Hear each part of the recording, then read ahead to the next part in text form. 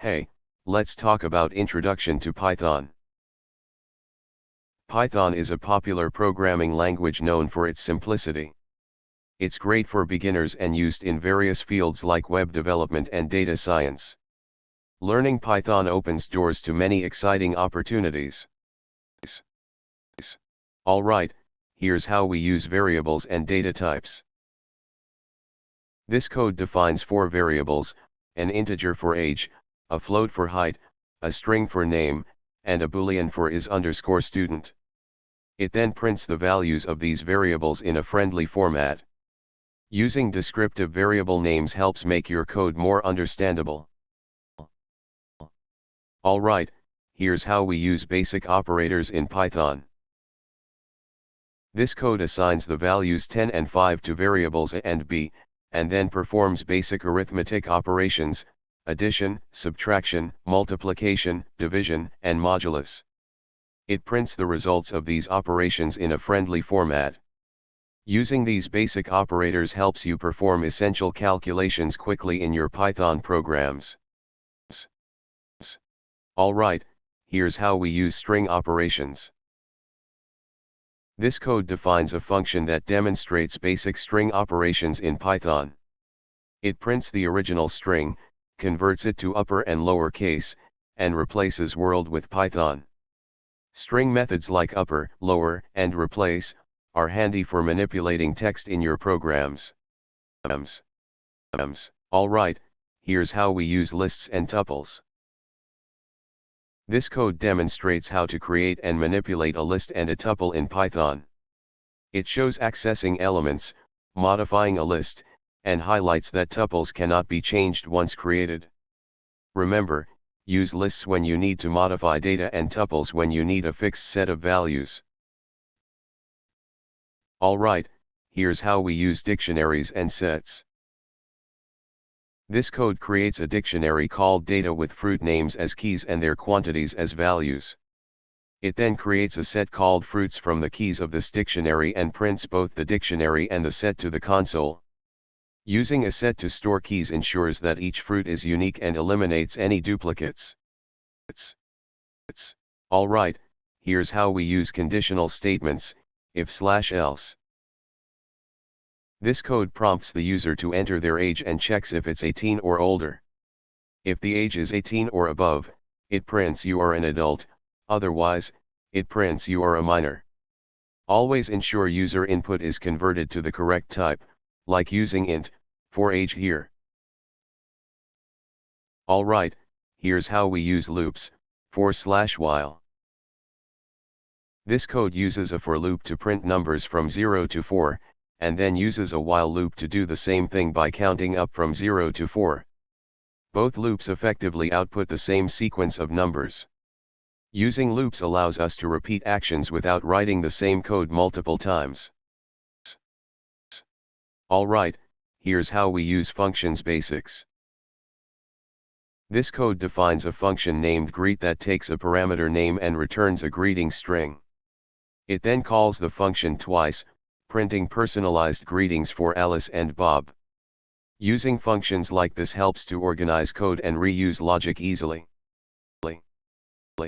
Alright, here's how we use input/output operations. This code prompts the user to enter their name and age. It then greets the user with their name and displays their age. Remember, using formatted strings like f strings makes it easy to include variables in your output. Alright, here's how we use advanced functions, lambda, map, filter. This code takes a list of numbers, squares each number using map, and then filters out the even squares using filter. Finally, it prints the resulting list of even squares, which are 4, 16. Using map and filter together allows for concise data transformations and selections in Python. Alright, here's how we use list comprehensions. This code creates a list of numbers from 1 to 5 and then generates a new list containing the squares of those numbers. The result, printed out, is 1, 4, 9, 16, 25. List comprehensions are a concise way to create lists based on existing iterables. Alright, here's how we use exception handling. This code prompts the user to enter a number and attempts to divide 10 by that number. It handles potential errors such as invalid input or division by 0 gracefully. Make sure to catch specific exceptions first for more accurate error handling. Alright, here's how we use file operations. This code writes hello, world, to a file named example.txt and then reads the content back into a variable. Finally, it prints the content to the console. Always ensure your file is properly closed after operations, which is handled automatically with the with statement. Alright, here's how we use modules and packages. This code defines a function called greet in a module named my_module.py, which returns a greeting message. In the main script, it imports the greet function, calls it with the name world, and prints the message hello, world. Using modules helps organize code, making it reusable and easier to manage. Alright, here's how we use object-oriented programming, classes. This code defines a dog class with a constructor that sets the dog's name and a method that makes the dog bark. It then creates an instance of the dog class called my_dog and prints the bark message for Buddy. Using classes helps organize related data and behaviors together, making your code cleaner and more manageable. Alright, here's how we use inheritance and polymorphism. This code defines a base class animal with a method speak, and two subclasses, dog and cat, that override this method. It creates a list of dog and cat objects and prints the output of their respective speak methods, demonstrating polymorphism. Using polymorphism allows you to call the same method on different objects and get different behaviors. Alright, here's how we use decorators. This code defines a decorator that wraps the function say_hello. When say_hello is called, it prints messages before and after executing the function, resulting in a clear sequence of output. Using decorators can help you add functionality to your functions in a clean and reusable way. Alright, here's how we use generators and iterators. This code defines a generator function count_up_to that yields numbers from 1 up to a specified number n. It then creates a generator called counter, which produces numbers from 1 to 5 in a loop, printing each number as it goes. Using generators allows for efficient memory usage by generating values on the fly instead of storing them all at once. Alright, here's how we use regular expressions to find digits in a text. This code imports the re module, defines a text string, and uses a regex pattern to find all sequences of digits in that text. It then prints out the digits it found in a list format. Using regular expressions is a powerful way to search for specific patterns in strings.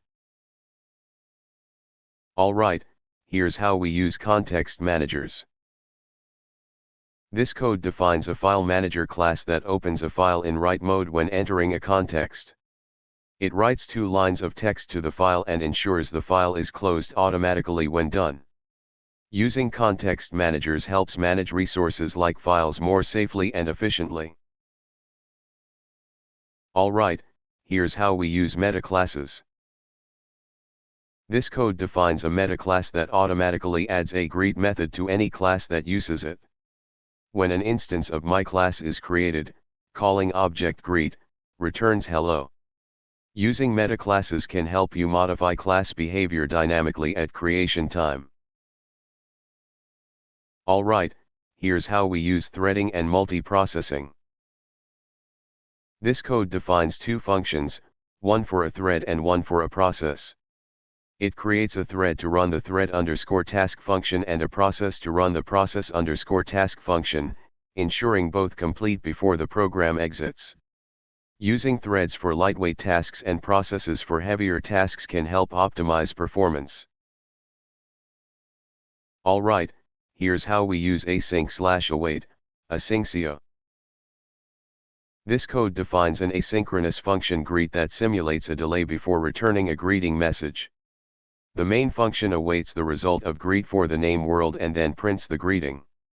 Using asyncio.run, main, allows us to run the asynchronous main function seamlessly.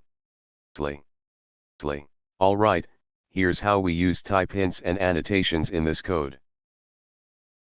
This code defines a function greet that takes a string input name and returns a greeting message. It then tests this function by creating a variable user_name, calling greet with it, and printing the resulting greeting. Using type hints helps make the code clearer and easier to understand the expected data types. Alright, here's how we use data classes. This code defines a simple point class with two attributes, x and y, using the @data class decorator. It creates an instance of point, prints its coordinates, modifies the x value, and then prints the updated coordinates. Using data classes makes it easy to create classes for storing data without writing boilerplate code. Alright, here's how we use design patterns with the singleton pattern.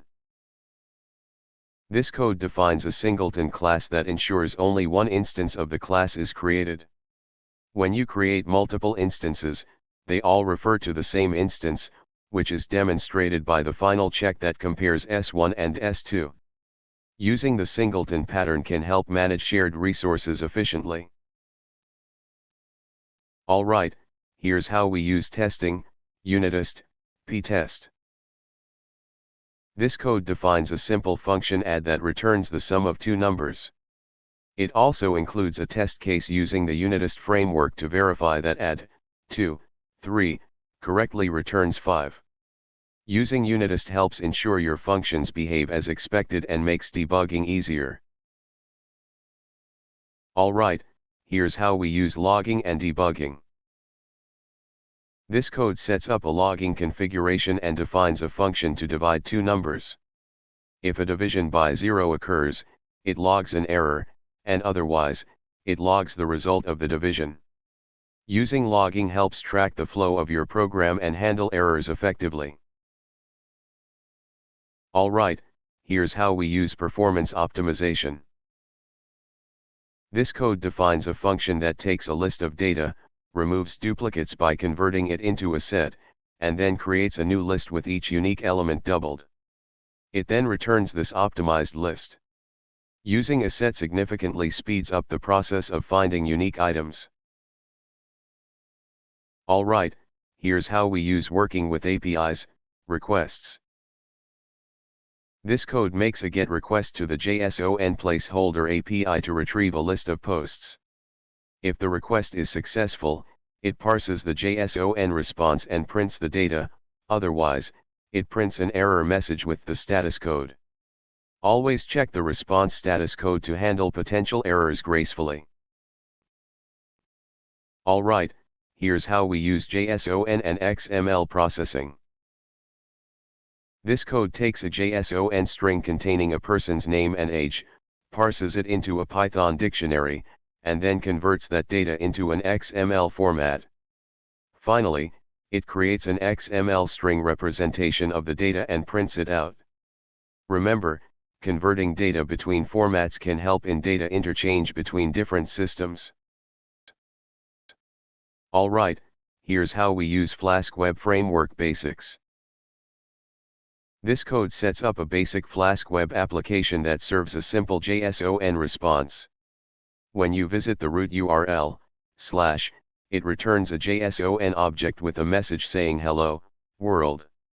Remember to run the app with debug equals true for easier troubleshooting during development.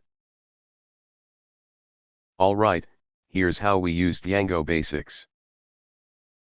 This code creates a simple Django view function named hello that returns an HTTP response with the text hello, Django. It also maps the root URL to this view function in the URL configuration, so when you access the root of your site, you see the greeting. Make sure to define your views and map them in the URL patterns to display content on your Django site. Alright, here's how we use REST API development with Flask. This code creates a simple web application using Flask that serves a list of users at the /users endpoint. When a GET request is made to this endpoint, it responds with a JSON representation of the user's data. Using JSON makes it easy to return JSON data in Flask applications. Alright, here's how we use web scraping, Beautiful Soup. This code sends a GET request to https://example.com and retrieves the HTML content. It then uses Beautiful Soup to parse the HTML and extract all the text from the H1 headings, which are printed to the console. Remember to always check a website's terms of service before scraping. Hey, let's talk about NumPy fundamentals. NumPy is a powerful library for numerical computing in Python.